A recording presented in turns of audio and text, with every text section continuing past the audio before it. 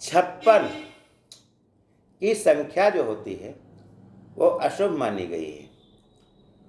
तो आइए ज्ञान गंगा के इस 3 पत्ती कार्यक्रम में हम जानते हैं कि 56 की संख्या जो है अशुभ क्यों मानी गई है।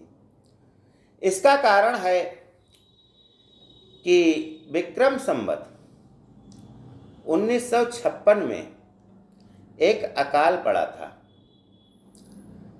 यह सन 1899 की बात है, क्योंकि संवत विक्रम संवत जो होता है 57 साल आगे चलता है, तो इसे हम 1956 का समय मानते हैं। 1899 से 1900 में एक साल में इतना बड़ा अकाल पड़ा था, जिसके कारण लोग एक एक बूंद पानी के लिए तरस रहे थे। सारे तालाब, जल स्रोत सूख चुके थे। बूंद बूंद को के लिए जो लोग तरस रहे थे, वे भूखमरी के भी कगार पर आ गए थे। खाने के लिए रोटी नहीं थी, पशुओं के लिए चारा नहीं था, और लोग भूखों मरने लगे थे। जयपुर, जोधपुर और बीकानेर में स्थिति बहुत ही भयानक थी। लोगों ने दिन में एक बार पहले खाना शुरू किया, फिर दूसरे दिन खाना शुरू किया, और एक समय वह आ गया अकाल के कारण कि हफ्ते में 1-2 दिन ही कुछ खाने को मिलता था। घर में अन्न का एक दाना नहीं लोगों के पास रहा। अब लोगों ने खेजड़ी का जो पेड़ होता है उसकी छाल को पीस करके रोटियां बनानी शुरू कर दी। कैक्टस को लोग खाने लगे, घास की रोटी खाने लगे। सांप नेवले जो भी मिलता था, सब कुछ लोगों ने अपनी भूख मिटाने के लिए खाना प्रारंभ कर दिया। तापमान 50 डिग्री सेल्सियस था।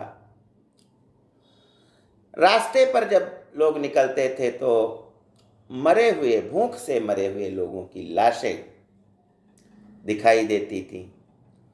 शरीर इतने कमजोर हो गए थे कि केवल हड्डियां ही नजर आती थी। लोग सीधे खड़े भी नहीं हो पाते थे, इतने कमजोर हो गए थे। चोरी यदि किसी के यहाँ होती थी तो केवल अनाज था, उसको चोर ले जाते थे। रुपया पैसा नहीं ले जाते थे। इस अकाल में लगभग 50 लाख लोगों की मृत्यु हो गई। उस समय भारत में वायसराय लॉर्ड कर्जन आए थे, जिन्होंने भी जगह जगह कैंप लगवाए।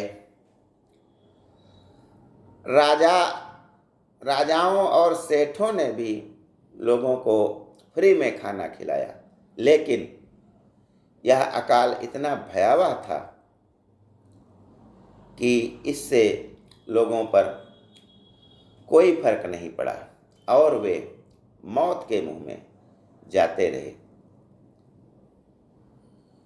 बुजुर्ग, जवान सभी पीड़ित थे, और विशेष करके बच्चे तो